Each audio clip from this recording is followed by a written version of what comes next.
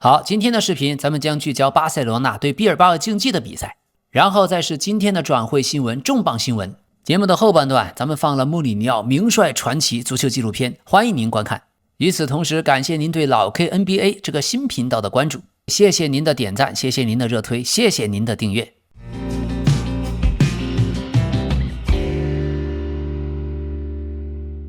今天巴塞羅那這一場球2-0完勝。從目前的情況看，今年下窗的引援花耶采、阿德耶米，還有紐卡的安東尼·戈登真的太值了。這場球第37分鐘拉菲尼亞首開紀錄，第82分鐘菲爾明鎖定勝局。另外最重要的是，今年夏天加盟的羅德里終於完成了在巴薩正式比賽的首秀。2-0，從比分看好像不誇張，但比賽內容比比分更加懸殊。巴薩控球率高達 70%，22次射門10次射正。畢爾巴鄂競技只有5次射門，並且0射正，預期進球是 3.93 比 0.26。對方的門神烏奈西蒙做出大量撲救，這是比分如此小的原因。從剛開場，巴塞羅那便取得主動權，亞馬爾連續得到射門機會。第18分鐘，他的弧線球已經迫使烏奈西蒙完成高質量撲救。隨後，哈維埃斯帕特送出傳中，拉菲尼亞頭球擊中門柱。第29分鐘，佩德里又一度破門，但因為此前進攻過程中越位被取消。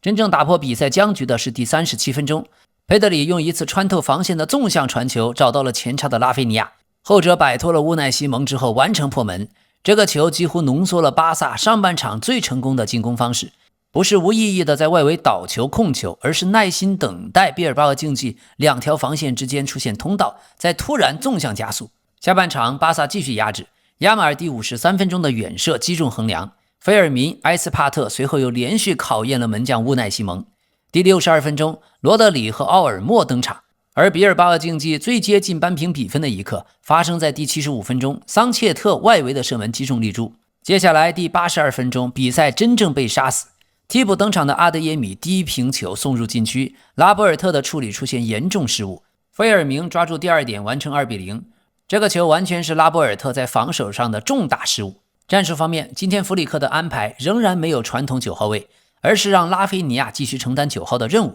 這也是連續第2場他2輪聯賽攻入3個球，而巴薩還在尋找更加傳統的專業中鋒。現在這套打法的核心並不是讓拉菲尼亞背身站住中後衛，而是恰恰相反，拉菲尼亞不斷離開中後衛固定的盯防區域，再突然攻擊他們身後。第37分鐘的進球就是最清楚的例子。佩德里不是給腳下球，而是直接把球送到畢爾巴鄂中後場之間的縱深區域，拉菲尼亞從動態跑位中獲得面對門將的機會。所以佩德里就像本場比賽巴薩的掌舵者，他負責決定什麼時候慢下來控制，什麼时候突然把球穿過对手的中場線。巴薩並不是單純圍繞亞馬爾單點爆破，而是形成了佩德里的縱向傳遞加上拉菲尼亞的無球衝刺加上兩側的邊鋒拉開寬度這樣的組合。戰術方面，第2點，亞馬爾的存在，這迫使畢爾巴鄂的防線持續橫向移動。亞馬爾雖然沒有進球，卻制造了大量的威脅。上半場2次被烏奈西蒙撲出，下半場又擊中橫梁，他制造了全場最高的5次機會，並且他的價值可不只是射門。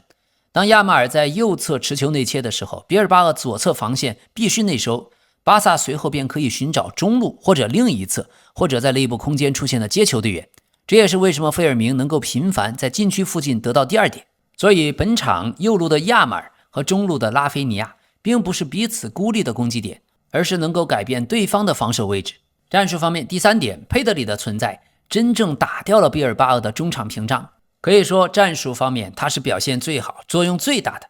佩德里的助攻是一次極其直接的穿線傳球。要知道畢爾巴鄂並沒有從比賽第1分鐘就完全退到禁區，他們在一些階段試圖保持中場陣型的完整，並尋找伊尼亞基·威廉斯和尼科·威廉斯這兩兄弟身後的反擊空間。問題是巴塞羅那的中後衛和中場能夠不斷把球送過他們第一道逼搶的壓力。本場比賽巴塞羅那相比於單純的橫向倒球，他們更有效的是不断用穿線傳球，破解畢爾巴鄂競技的中衛防守陣型。最終他們完成了565次成功的傳球，成功率 90%，162次進入进攻3區的傳球，17次創造機會，5次重大機會。相對應的，畢爾巴鄂只有193次成功傳球，63次進攻3區的傳球和5次創造機會。但是賽後畢爾巴鄂的主教練泰爾基奇，他倒是認為自己的球隊許多時候踢得很勇敢，真正缺的是前場處理球的準確性。他的基本設想很清楚，中路先保持緊湊，誘導巴薩壓上來，然後找威廉斯兄弟的轉換速度。上半場他們也曾通過卡納萊斯的2次縱向傳球尋找前方的空間，可問題是這些反擊的最後一傳或者最後一次處理質量不足。好，戰術方面第5點，羅德里登場後第一次出現了羅德里加佩德里，這是所有人最想看到的。第62分鐘，罗德里換下拉菲尼亞，他上場後主要和佩德里形成雙後腰性質的站位，這也是弗里克第一次公開展示2個人未來可能如何共存。由他負責穩定底部，佩德里可以獲得更多向前連接內部空間和前場的自由。戰術方面第6點，弗里克派上的替補再次直接制造了進球。第80分鐘，阿德耶米和孔德登場，僅僅2分鐘後，孔德參與推進，阿德耶米送出低平球，拉波爾特解圍失誤，菲爾明完成2-0。從臨場換人來看，弗里克的調整本場又是成功的。那麼本場的對位方面，烏奈西蒙對上了巴薩的攻擊群，如果沒有他，這場比賽很可能不是2-0、3-0的問題，是他一個人阻止了一場大比分的失利。他先後撲出了亞馬爾、菲爾明、埃斯帕特、阿德耶米等等的射門，完成大量救險。巴塞羅那有10次射正，所以今天表現最好的首推拉菲尼亞，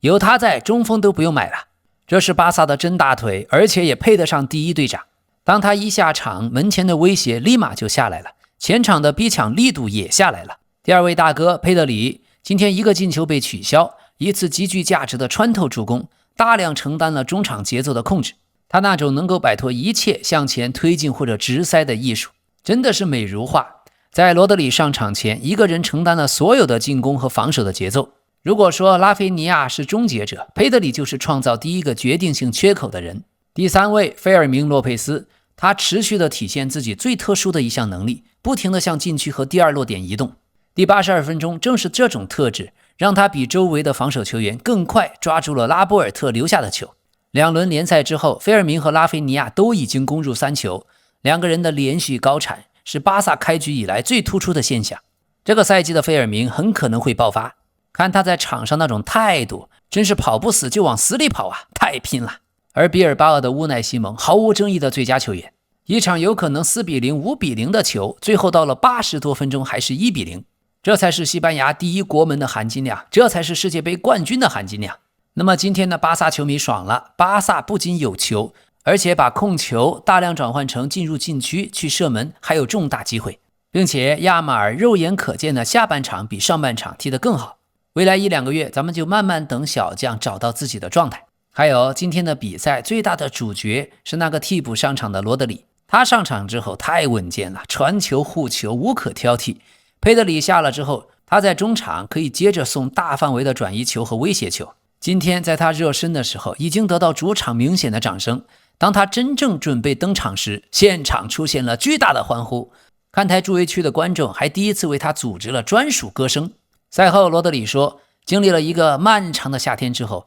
他非常高興，終於到了自己希望來的地方。但現在最重要的是盡快恢復比賽節奏，並且適應球隊。今天主教練讓他踢了接近半小時，而且直接讓他和佩德里共同掌控中場。這場比賽已經開始測試新的中場組合。另外，今天巴塞羅那宣布取消了原計劃的向世界杯冠軍致敬的儀式。這個背景主要是上一輪巴薩客場對埃爾切的比賽前，警方對一名攜帶加泰羅尼亞獨立旗幟的年輕巴薩球迷的處置方式，引發了俱樂部和部分球迷團體的強烈抗議。所以今天的諾坎普出現了2名大型的加泰羅尼亞獨立的旗幟，還有約1萬名較小的旗幟。球場外賽前也有人群集會，這就是為什麼巴薩主席拉波爾塔覺得當前的環境和時間點不合適。好的，開賽以來，巴塞羅那和皇馬的狀態都正佳，今年的聯賽雙龍戲珠，好看嘍！今天的重磅新聞，首先歐冠聯賽階段的抽籤已經出來了，36支球隊將分別在聯賽階段跟不同的8支球隊進行主客場各4場的比賽。由於是聯賽，所以對強隊來說應該問題不大。那麼有意思的是，曼城會對巴塞羅那，所以大哥大羅德里可以出戰曼城。另外，阿森納對皇馬，曼聯對拜仁。再強調一下，這只是第一階段聯賽中的交鋒。好，另外，羅馬諾已經確認，切爾西已經簽下了維拉隊的門將大馬丁內斯。轉會費750萬英鎊，球員本人也已經向切爾西開綠燈，雙方就條款達成一致。這樣的話，老 K 第一輪的評論，現在切爾西的主力門將羅伯特·桑切斯就打不上球嘍。有了33歲的大馬丁內斯，切爾西的哈維·阿隆索如虎添翼，搞不好本賽季可以衝擊聯賽冠軍呀。過去2年，大馬丁內斯每年都想走，但每次推動轉會總是失敗，隨後又公開宣稱說自己從來沒有這樣做過。另外，關於阿爾瓦雷斯和巴塞羅那的事兒，今天馬德里競技又發了官方公告，董事會一致支持，不會就巴塞羅那就小蜘蛛的事兒進行轉會談判。在公告上，董事會成員明確表示，馬德里競技願意參與轉會市場上的正常談判，但始終堅持以合乎道德、專業的方式進行，並確保俱樂部之間相互尊重。我們完全支持俱樂部此前公布的立場，巴塞羅那並沒有滿足上述要求，所以雙方此前從未就阿爾瓦雷斯的轉會進行過談判，今後也不會就此展開任何談判。馬德里競技相信我們的球員會理解這一決定，並將專注於以最佳狀態投入工作，幫助俱樂部實現各項目標，正如他在身披馬德里競技戰袍的2個賽季中一直所做的那樣。而最近馬競的 CEO 希爾馬林在最新的發言又公開炮轟巴塞羅那，他說，我們越發憤怒，對巴塞羅那的謊言、缺乏透明度以及不專業的做法感到反感。阿爾瓦雷斯不會轉會到巴薩，我保證。阿爾瓦雷斯現在處境很糟糕，有人刻意欺騙了他，我為他感到十分惋惜。那麼現在可以說，今年夏天小蜘蛛的巴薩夢已經碎了。接下來阿森納將會得到小蜘蛛奮戰到底，巴塞羅那可能轉攻阿森納的澤凱賴什。而球員這邊，據說阿爾瓦雷斯也忍不住了，他考慮進行一次公開發聲。目前小蜘蛛已經連續缺席了2場訓練。事情的另一方巴塞羅那，今天他們的副主席也接受採訪，強硬回應了馬競的 CEO。 他說，讓我感到驚訝的是，考慮到我認識希爾馬林，他竟然會發表這樣的言論，這是一種缺乏禮貌和尊重的表現。我要說的是，我們的主席、體育部門以及整個俱樂部多年來一直都是努力工作和職業精神的典範，這些言論已經越過了紅線，我完全無法理解，也不認同這些說法，而且對此感到非常憤怒。另外，據記者報道，在馬德里競技董事會再次明確拒絕以後，小蜘蛛和家人和經紀人以及律師團隊進行了一場超過5小時的会議，來決定下一步該如何處理自己的未來。這次会議主要討論了未來的2種選擇：第一，繼續留在馬德里競技，並努力重新贏得球迷的信任；第二，考慮接受阿森納的邀請，轉會前往英格蘭。至於巴塞羅那，現在已經不再被視為現實選擇，球員和身邊的人其實早已清楚，馬競是不會放他加盟巴薩的。對這一點，本周馬競俱樂部也私下再次告知了小蜘蛛，他們不會和巴塞羅那談判。那麼未來只剩下留在馬競或者去阿森納，決定權在他自己手中。而阿森納和馬德里競技在俱樂部層面談得非常不錯，也就只差球員點頭了。老 K 個人倒覺得現在去阿森納的可能性是越來越大。至於價錢方面，馬德里競技已經派遣代表團前往倫敦和阿森納討論這件事兒。馬競已經告知阿森納，他們將考慮超過 1.2 億英鎊的報價。在眾人目前看來，阿爾瓦雷斯和馬德里競技的關係已經破裂，離開成為唯一解。對此，阿森納的阿爾特塔表態，我不會談論小蜘蛛，我也從不要求球員公開表態渴望加盟。但是對馬德里競技來說，他們要求阿森納必須把澤凱賴什加入交易，這樣才有可能放走阿爾瓦雷斯。所以最後的幾天，是不是阿森納會得到小蜘蛛？而澤凱賴什到底去馬德里競技還是去巴塞羅那呢？現在據阿根廷記者報道，小蜘蛛現在很煎熬，幾個月過去了，情況不僅沒有得到解決，反而越來越嚴重。但是2年前馬競完成這筆引援的方式，恰恰就是他們如今所批評的行為。當時馬德里競技找到阿爾瓦雷斯，並且由主教練西蒙尼親自聯繫他。那時候小蜘蛛還是一名和曼城有合同在身的球員，所以事實上許多俱樂部都會這麼做。這也是頂級教練吸引球員加入球隊的一種策略。西蒙尼會這麼做，當年的瓜迪奧拉也會這麼做，克洛普和其他許多教練應該都做過。這是吸引球員讓他們加入自己計劃的一種方式。而現在唯一確定的是，這位年輕人阿爾瓦雷斯的狀態非常非常糟糕。好，另一方面，利物浦簽下了巴爾科拉，羅馬諾已經確認轉會費總價 1.4 億歐元，其中固定轉會費1億英鎊。接下來這件事可能對利物浦球員加克波產生連鎖影響。好，切爾西這邊，他們將簽下18歲的亞特蘭大後衛阿哈諾爾，總價約4000萬英鎊。羅馬諾已經確認。阿哈諾爾上賽季代表亞特蘭大出場各項賽事35場，首發19次，打進1球。去年夏天，他從熱那亞加盟亞特蘭大，轉會費1600萬歐元。另外，曼聯方面，他們準備4300萬英鎊報價皇馬的卡馬文加，另外再用2600萬英鎊求購巴塞羅那的巴爾德。這個轉會窗口對曼聯來說，他們已經為主教練引進了多名新援，除了蒂勒曼斯、安德雷桑托斯，最近巴萊巴也以7000萬英鎊的價格從布萊頓加盟，還有達洛以自由身加盟，他將是替補門將。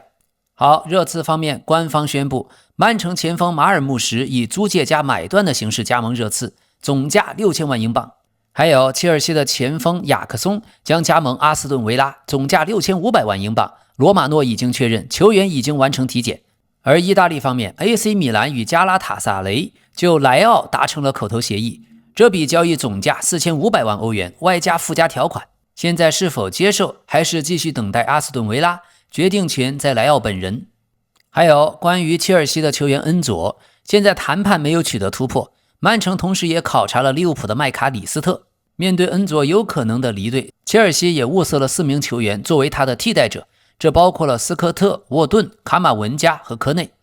穆里尼奧紀錄片書接上回，而真正可怕的是，他並沒有滿足。03年夏天，球隊又發生了一些調整，年輕的前鋒波斯蒂加前往了英超托特納姆熱刺。穆里尼奧隨即花費了350萬歐元，把此前曾經租借到波爾圖的南非前鋒本尼麥卡西從維格塞爾塔正式買回來。此前麥卡西曾經短暫效力波爾圖，10場就打進了12個球，這筆簽約後來成為歐冠奪冠的關鍵拼圖。老球迷都有印象，麥卡西這個球員是南非足球史上最具標誌性的人物，同時也最具戲劇色彩。他是唯一一個捧起過歐洲冠軍聯賽獎杯的南非球員，也是南非國家隊的隊史射手王。退役以後，他還曾經作為一線隊的前鋒專項教練，來到了英超老特拉福德曼聯。而他的童年很有意思，出生成長於開普敦，臭名昭著的漢諾威公園，在這裡幫派槍戰極為頻繁。但令人驚奇的是，當地兇悍的敵對的黑幫達成了一個奇特的默契，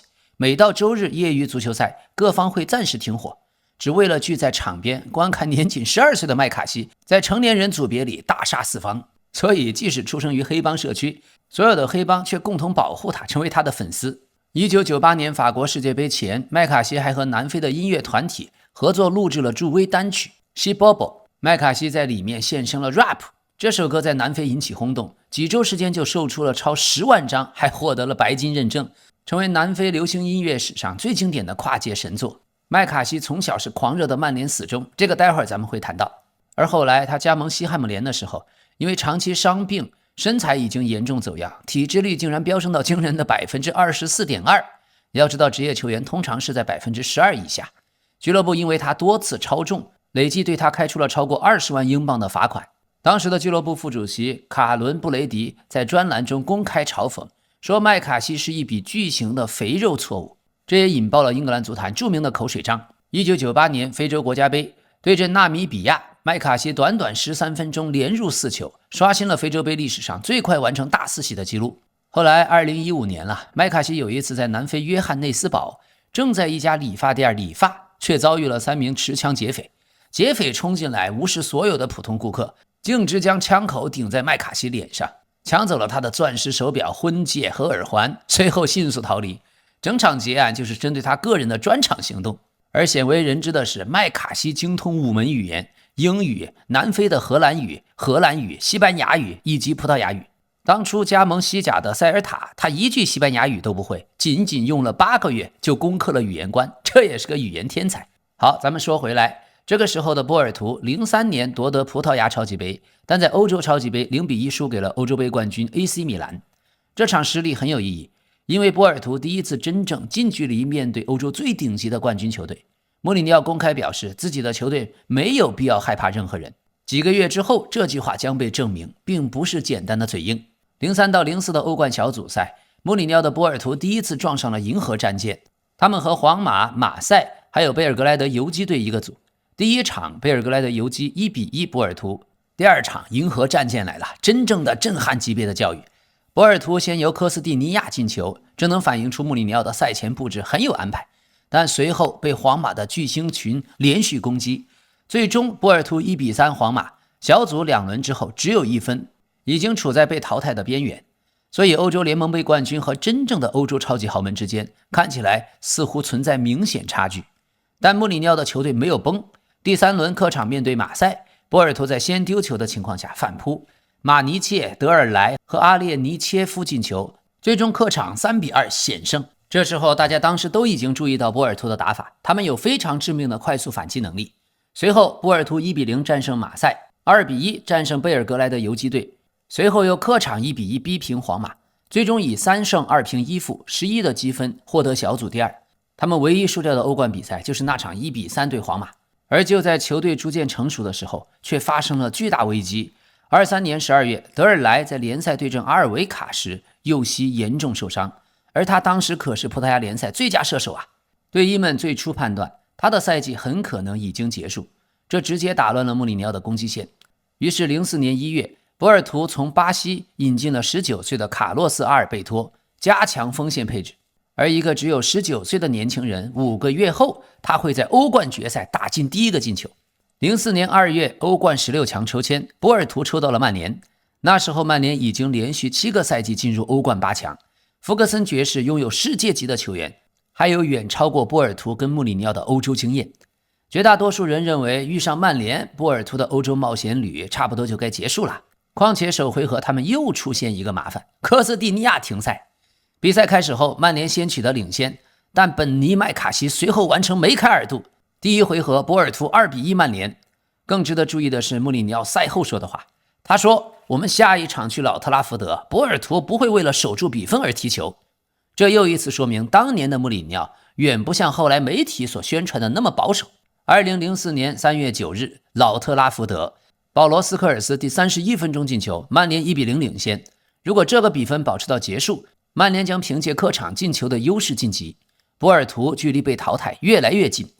第90分鐘，本尼麥卡錫發任意球，對方門將蒂姆霍華德撲球脫手，科斯蒂尼亞衝上去補射，1-1，總比分波爾圖3-2險勝曼聯晉級。然後就出現了歐冠歷史最著名的教練慶祝動作，穆里尼奧突然從技術區衝了出來，一路沿着邊線狂奔，跑向了正在角旗附近瘋狂慶祝的球員們。許多英國球迷第一次真正認識到這個葡萄牙教練到底他是誰呀？歐足聯甚至後來把這一幕稱作穆里尼奧成為世界級名帥的標誌性的瞬間。因為歐洲聯盟杯奪冠可以被許多人解釋為第2級別歐洲賽事，但淘汰了福格森的曼聯則完全不同。從這一晚上開始，穆里尼奧已經不是葡萄牙名帥，他是歐洲級別的名帥。另外，由於麥卡錫從小就是狂熱的曼聯死忠，他這一輪淘汰赛立了大功，直接導致曼聯被淘汰出局。多年後他回憶說，親手淘汰自己一輩子深愛的球隊，進球的那一刻我的心其實碎了。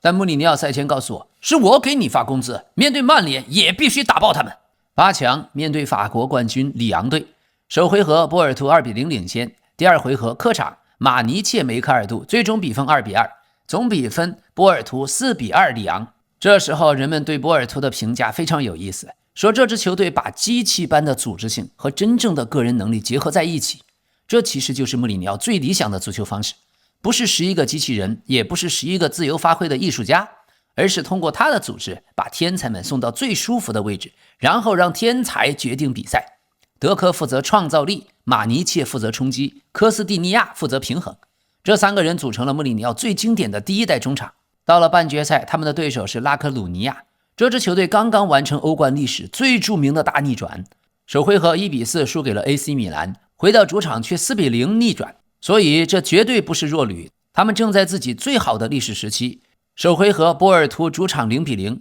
這讓更多人認為拉科鲁尼亞已經佔據了優勢。當年的那支 AC 米蘭3條線上幾乎全是實用而且正值巔峰的實力派名將，球隊的中場核心和戰術靈魂貝萊龍，綽號西班牙的齊達內，他擁有西甲最頂級的盤帶、大局觀和極具穿透力的傳球。對 AC 米蘭，他頭球衝頂打入第2個球。還有綽號步槍的烏拉圭強力中鋒潘迪亞尼，這家伙是球隊的鋒線尖刀，身體強壯，門前嗅覺極其敏銳。他在開場第5分鐘就攻破了 AC 米蘭迪達的大門，吹響了大逆轉的號角。另外還有巴西奪得1994年世界杯冠軍的主力後腰毛羅·席爾瓦，拉科魯尼亞的殿堂級的功勳呀。雖然當年已是老將，但他坐鎮中場，提供不可或缺的防守硬度和攔截。另外還有阿爾貝特·盧克，這是西班牙國腳邊鋒，速度飛快，突破極其犀利。他在上半場行將結束前抓住了內斯塔的失誤，單刀破門射入第3個球。同時還有弗蘭，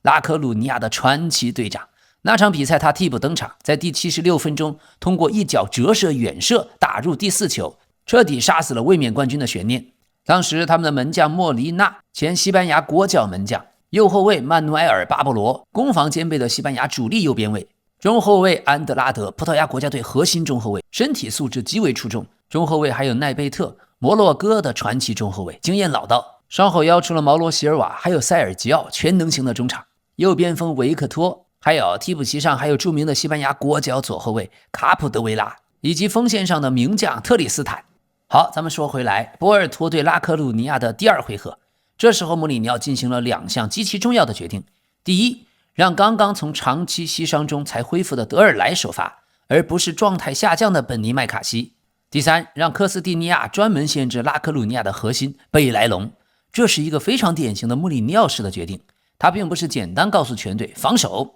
而是先找到對方的大腦是誰，然後切斷大腦。結果貝萊隆幾乎無法控制比賽。下半場德科制造點球，罰球的人是誰呢？正是那個幾個月前幾乎被宣告提前賽季報銷的德爾萊。果然不負眾望，罰進點球，拉科魯尼亞0-1輸給了波爾圖，波爾圖挺進歐洲冠軍聯賽決賽。與此同時，他們在國內聯賽也沒有崩盤。2004年4月，隨着葡萄牙體育丟分，波爾圖提前確保了聯賽冠軍。這是俱樂部第20個葡萄牙頂級聯賽冠軍，也是穆里尼奧來的第2年連續第2個聯賽冠軍。整個賽季最終拿到82分，更重要的是防守，34場聯賽只丟19個球。此時的穆里尼奧已經開始形成後來他最經典的理念：聯賽依靠穩定性，淘汰賽依靠針對性。這是2種完全不同的拿冠軍能力，而他同時擁有。2004年5月16日，葡萄牙杯決賽，波爾圖面對本菲卡。穆里尼奧本來有機會連續2個賽季拿到3冠王，德爾萊先進1球，但本菲卡隨後扳平，比賽進入加時，最終本菲卡2-1獲勝。波爾圖沒能複製上一年的國內杯賽冠軍，但10天以後還有更大的比賽。2004年5月26日，歐冠決賽，地點德國蓋爾森基興，對手德尚率領的摩納哥隊。這是一場極其特殊的決賽，因為另一邊同樣是一隻大黑馬。迪迪埃·德尚，对，也就是後來咱們法國隊的功勳主帥。當時作為主教練的他還非常年輕，率領着摩納哥一路淘汰了皇家馬德里和切爾西，尤其他們的進攻非常強大。所以穆里尼奧可沒有輕敵，他並沒有把摩納哥當作幸運闖入決賽的弱隊。後來馬尼切曾經回憶，之所以能贏，一個重要原因就是從來沒有輕視過摩納哥隊。當時的摩納哥有從皇馬租借而來的西班牙神鋒莫倫特斯，當賽季在歐冠狂轟了9個球，斬獲了金靴。還有球隊隊長和進攻的靈魂久利，這是法國國家隊主力，速度奇快，反擊極其犀利。但遺憾的是，正是他在決賽第23分鐘因為腹股溝拉傷傷退，直接打破了摩納哥的戰術平衡。2004年久利加盟巴塞羅那，並且在2006年隨巴薩圓夢捧起了歐冠。另外還有克羅地亞高中鋒達多普爾紹，他在小組賽摩納哥8-3狂勝拉科魯尼亞的史詩戰役中完成了單場大四喜，而對陣皇馬的時候也有關鍵頭球破門。後來轉會到蘇格蘭超級豪門流浪者隊，後防線上有當時年僅23歲的左路飞翼埃弗拉，他在這個賽季歐冠一戰成名。後來06年轉會曼聯，成長為世界最頂級的左後衛和法國國家隊隊長。同時鋒線上有年僅20歲的多哥鋒線新星阿德巴約，當賽季在聯賽和歐冠擔任主要輪換前鋒，後來效力阿森納、曼城、皇馬和熱刺，成為名震英超的世界頂級前鋒。同時摩納哥還有熱羅姆·羅騰，法國國腳左邊路球員，他有一腳精準至極的圆月彎刀，左腳的傳中還有任意球，聞名歐洲。後來轉會加盟了大巴黎。中後衛組合是塞巴斯蒂安·斯圭拉奇和加埃爾·吉維。吉維隨法國隊征戰了06年世界杯，奪得亞軍。斯圭拉奇後來先後效力於里昂隊、塞維利亞隊和阿森納队。同時還有沙巴尼·農達，剛果的傳奇前鋒，前法甲金靴，曾經遭遇過嚴重的膝傷，在歐冠淘汰賽也有關鍵的替補建功，盧卡斯·貝爾納迪，這是一位阿根廷硬漢後腰，摩納哥當年的中場節拍器和防守的屏障。主力門將意大利人羅馬多次上演過神撲，職業生涯後期曾經加盟 AC 米蘭。阿根廷右後衛烏戈·伊巴拉，博卡青年的傳奇名宿。但戲劇性的是，他當年正是從決賽對手波爾圖租借到了摩納哥效力。決賽一開場，其實摩納哥表現得更主動，久力不斷向波爾圖後衛身後跑，德科一開始很難拿到舒服的球，波爾圖也沒有冒險和對方打對攻，他們先保持結構。在第39分鐘，機會出現了，右側進攻之後，皮球進入禁區，19歲的小將卡洛斯·阿爾貝托完成射門，1-0。這可是個幾個月前剛剛從巴西來到歐洲的孩子，就在歐冠決賽取得關鍵進球。這個進球完全改變了比賽，摩納哥隊必須撲出來，於是空間開始出現，這正是穆里尼奧最喜歡的比賽狀態。第71分鐘，教科書式的穆里尼奧反擊，在摩納哥投入進攻以後，波爾圖搶回球權，德科向前推進，阿列尼切夫從左側插上，德科傳了過去，阿列尼切夫沒有自己打，而是把球重新送回德科前進的線路上，德科進入禁區完成射門，2-0。後來德國足協甚至專門把這個進球作為穆里尼奧波爾圖快速轉換的經典案例進行拆解。奪回球權以後，通過極少的傳遞直接攻擊對方縱深。直到今天，這樣的快速反擊仍然是最危險的進攻方式。4分鐘後，波爾圖隊又一次反擊，阿列尼切夫進球，3-0，比賽結束。後來當穆里尼奧回憶那一場決賽，說了一個很有意思的觀點：許多歐冠決賽直到最後1分鐘仍然令人窒息，但這場不是。波爾圖取得2球、3球的優勢之後，比賽已經完全進入他們控制的節奏。穆里尼奧說，他甚至不是在裁判吹響中場哨時才產生了我是歐洲冠軍的感覺，在比賽結束前很久，他就已經知道這個冠軍屬於波爾圖，因為比賽始終徹底地處於他的控制之中。這可能是理解穆里尼奧足球哲學最準確的一句話。他追求的最高境界並不是瘋狂，而是控制。而一個非常有意思的細節，他並沒有隨球隊一起瘋狂慶祝。比賽結束後，出現了具有穆里尼奧個人色彩的畫面，球員們捧着杯繞場慶祝，穆里尼奧卻沒有停留在場上。領取了冠軍獎牌之後，他迅速進入球員通道，原因是他的妻子和2個孩子在那兒，他選擇先去擁抱自己的家人。這也是為什麼後來一些球員回憶記不起那天穆里尼奧有沒有跟自己一起慶祝歐冠。而對穆里尼奧本人來說，這一篇章事實上已經結束了。當02年1月剛剛來到波爾圖，他在葡萄牙國內的範圍之外遠遠算不上名帥，但到了04年5月，他已經擁有2個葡萄牙聯賽冠軍，一次葡萄牙杯冠軍，一次葡萄牙超級杯冠軍，一次歐洲聯盟杯冠軍，一次歐洲冠軍聯賽冠軍，2年連續獲得不同級別的歐洲冠軍，而且歐洲冠軍聯賽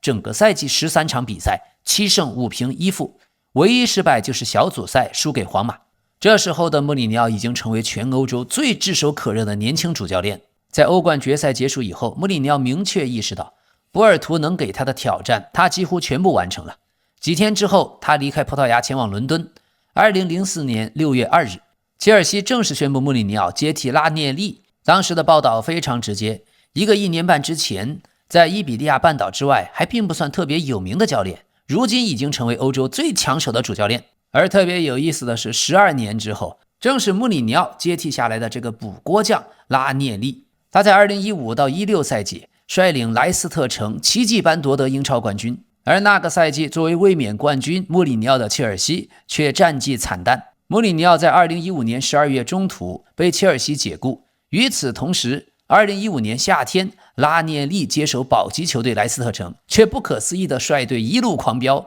在2016年5月奪得隊史上首個英超頂級聯賽冠軍，完成了足壇最大的童話。穆里尼奧後來也曾經大度地承認，拉涅利在這個神奇的賽季中贏得了他所失去的榮耀，所以歷史如此的巧合，12年一個輪迴呀。好，我們回到2004年夏天，波爾圖的卡瓦略和保羅·費雷拉隨後跟隨穆里尼奧來到切爾西，德科則前往巴塞羅那。那支歐洲冠軍波爾圖隊迅速被歐洲豪門拆解，但對於穆里尼奧來說，這恰恰證明了他真正創造出來的東西。他不是繼承了一支世界明星隊奪冠，而是把一群並非歐洲一線巨星的球員變成歐洲冠軍，然後讓他們成為巨星。所以讓我們回顧一下，在波爾圖，後來我們熟悉的幾乎所有穆里尼奧的元素都已經在這裡形成了。第一是心理戰，從去了的一開始，他說下賽季我們一定是冠軍，這是要讓球員們相信可以擊敗任何球隊，包括擊敗後來的曼聯。穆里尼奧最重要的武器從來不只是戰術板，而是改變球員對自己的認知。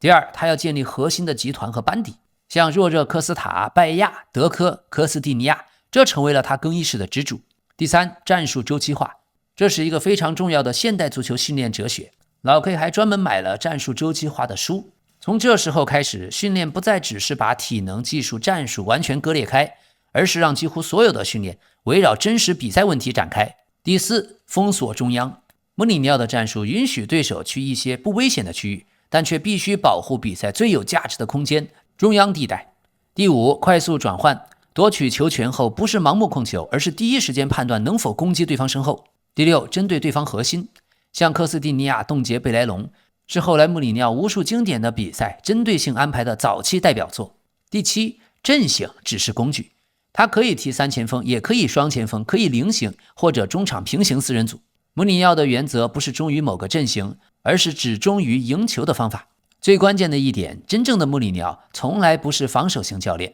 如果只從職業生涯後期回看，某些時候我們很容易把他定義成防守反擊式的教練。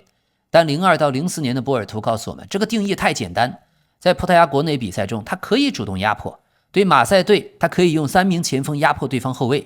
對拉齊奧，他可以狂攻打進4個球。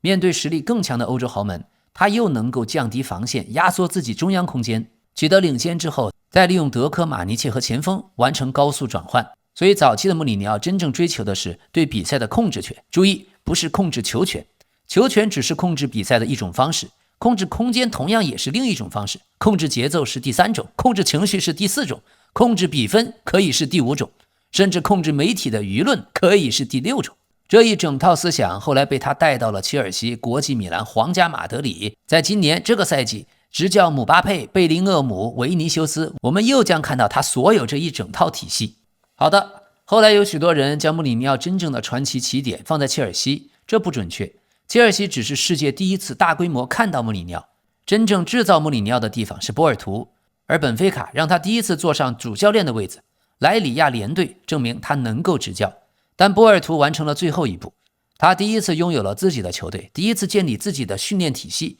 第一次打造自己的更衣室，第一次證明自己的戰術可以擊敗任何歐洲豪門，第一次把原本不被看好的球員變成歐洲冠軍，第一次站上歐洲之巔。最後2004年他淘汰曼联福格森，在老特拉福德狂奔的畫面和最終舉起歐洲冠軍聯賽獎杯的畫面竟然融為一體。所以穆里尼奧的第2階段在波爾圖，用一句話總結：來的時候只是一個有野心的教練，離開的時候整個歐洲都已經知道他是誰。那麼接下來這個自稱特殊的一個將震驚全世界，預知後事如何，且聽下回分解。感謝您的支持，同時也希望您點擊老 K NBA， 這是一個新頻道，感謝大家的點讚，感謝您的熱推。山高水長，天涯路遠，終有逢時，咱們後會有期。